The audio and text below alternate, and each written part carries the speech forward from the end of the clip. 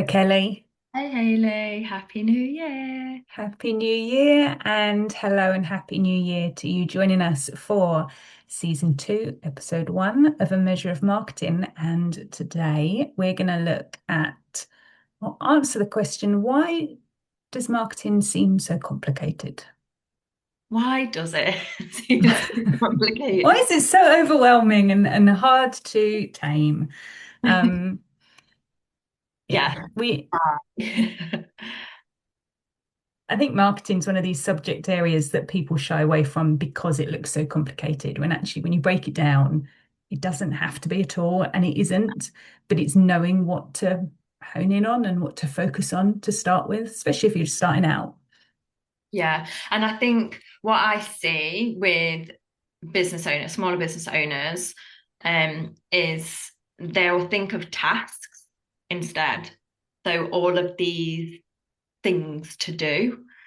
And Mm. that's how we're seeing marketing these days because a new platform will pop up all of the time.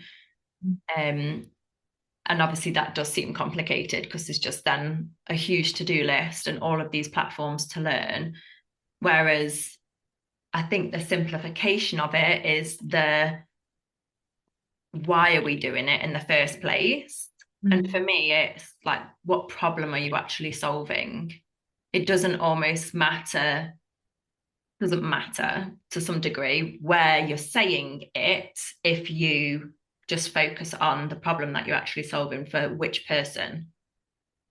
Exactly that. And I've often said this to clients, that you start with the what and the why, and the how and the when comes later. Because if you don't know what it is you're offering, to whom, and how it helps them, you can't start marketing because Yeah. you haven't got this solid foundation and this understanding. And I'm not going to use the word strategy because I think to make marketing less complicated, you don't have to have a full-blown strategy, but you have to strategize in your head and understand what it is that you're offering and what problem it solves, exactly like you said. I think people get so hung up on the task stuff and the, well, what social channel do I post to? How often do I post? And should I use images or should I use videos? And actually that's easy, fluffy stuff to sort out. The harder bit is establishing your, for a better word, niche, or for what it is that you're doing and why it's helping someone, why they need it, and who that person is. Yeah, like picturing the person that you're trying to help and talking in the language that they speak as well. I think if you really try and hone down on that, like for even I get this wrong. Like I will talk in my marketing language and like my ideal client, they don't talk in the same way as me. Like Mm. their problems are completely different to mine and how I view marketing. And you really do just have to step into their space. And I think the more and more you get out and you chat to your ideal client and you really understand them, sorry, I think it then I feel like I realize how simple it actually is. Yeah. So do you think people feel, or at least I do, if we were to answer the question, why is marketing feel so complicated, is because people haven't done that groundwork. They haven't done that initial research or discovery phase because they're so absorbed of the complications or the overwhelm of social or blog posts or videos that they actually haven't just zoned in on what they need to be Yeah. able to move forward. Yeah. Yeah, definitely. And like I do it all the time. So if I sit back and I start to feel overwhelmed by my own marketing, I recognize that I'm picturing, oh, I haven't done a LinkedIn post, I haven't done an Instagram post, I've got emails to send out, and then I've got that to do with my clients as well. Mm. But actually, if you had one channel as well, if you knew your audience so well and you were like, this is what they look like, this is how they think typically, Mm. um, this is the industry, whatever it is, and they're typically on LinkedIn, and you just posted and met people on LinkedIn, that's simple, Mm. right? Like you know what Yeah. they need. you've got one platform, you've got DMs, you've got posts, you're done. You've got like a mini website. That's it. That's as simple as it gets. Yeah. We just I on all this other stuff. But I think people's expectation of marketing is that you have to be saying everything everywhere all of the time. And I Also, think that's, say automated. again. It's Yeah, all yeah, yeah, automated stuff. yeah. And there's a difference between integration, like integrating your messaging and what you're doing, but trying to be everywhere all of the time and saying everything doesn't work. One, people can't take that in, and two, it's just not viable as a bit to manage that if you're a small business owner with a small team. So I think you're right. It's a one channel thing. Find where your audience is more so and do that research. And because I have worked with people before, they're like, well, I've got to be on Insta and I've got to be on here. And should I be on TikTok? And there's like these shiny toys of like, oh, I've got to go and play with them. And it's like, well, one, are your audience there? And two, can you keep a consistent like Yeah. post going? You can't do it all. And I think that's when it becomes complicated is people feel they have to tick all the boxes when actually a one-pager website or a one-pager PDF, think about where you're going to post to, what's feasible for you to be consistent with your posting, but more so getting that messaging out, having done all that work before, makes it so much more simple. It's when you feel you have to be doing everything that you can't manage that. And it's not a logistics thing, it actually overcomplicates the need for marketing because you're putting in too many channels, too many platforms, too many strategies when your business may not need them all. No, Um, yeah. you know. Is yeah, I totally agree with that. And I've said this a couple of times already, but I experience it myself.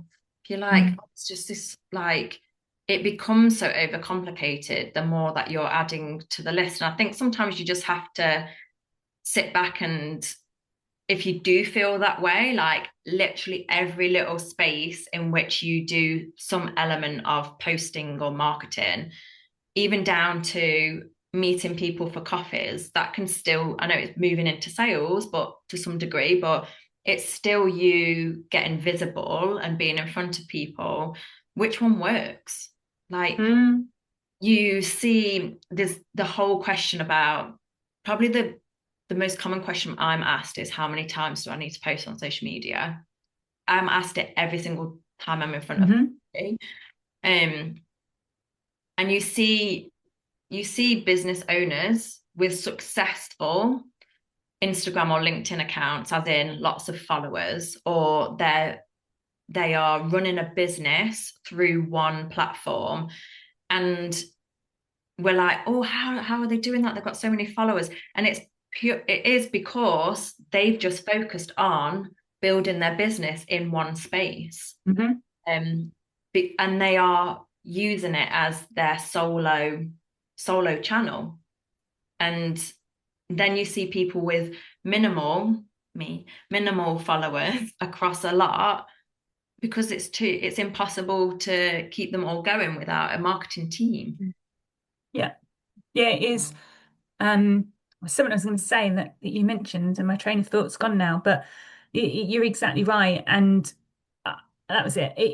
Finding that social channel that works for you is brilliant. But what I would say is if you feel that you can post every day and want to, great. But what you will find is you will hit a point where you cannot keep up with that.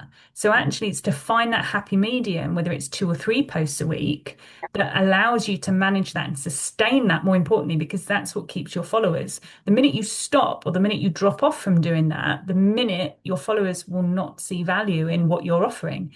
And I have clients and I know of colleagues who will post every day, sometimes twice a day on LinkedIn and or Insta. And actually, the algorithm hates it. And so then they complain that they don't get the impressions or they don't get the reach or they don't get the engagement, all these buzzwords that we've mentioned before, but basically interaction. And then you've got people that will keep doing this, these 5 posts a week or whatever else. And actually, they hit a point then and become so overwhelmed with it that they stop. And that is the worst thing. You've allowed that overwhelm and the complication that you've added. And what have you done for it? You've stopped. So then you'll lose followers or you'll lose that engagement or you lose that momentum. And then you Yeah. have to start again. So actually just strip it all back, cut it back and keep it simple and keep it consistent to what you can maintain. There Yeah. is no pressure to do more than one, two, three posts a week, if that. And Yeah. people are so obsessed with social media that they have to be present, and I get it, but oh, it's making a rod for your own back. I sound Yeah. like my mum. And I think I think that's part of your strategy as well as a small business owner. Yeah, your strategy needs to be who you're talking to, finding the right places, etc., doing the competitive analysis or whatever else you want to do.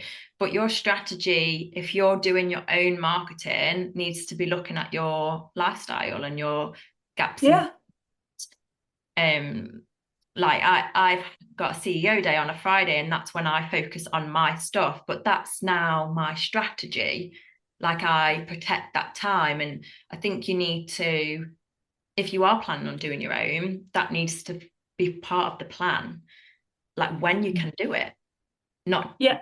not just where you are actually posting or the channels you're using from a marketing perspective, but can you actually maintain it for And you? having that brain space, isn't it, as well, to be able to do your own marketing? Because once we've done everybody else's and it comes to our own, it's a struggle to have that brain space to think of our own. So yeah, and you're right when it comes to the strategy of people's kind of, lifestyles and what they want from the business, whether it's just you or whether you've got a team behind you. What are your objectives? What are your marketing objectives? What do you want to achieve from doing it? Because they will be different from one business to the next, and how you get them may look similar. But, why overcomplicate that if you want a quieter life, or if you don't want to earn too much money, why put too much effort in? I know that sounds the opposite to what most people want marketing for, which is growth, but it's got to be simple and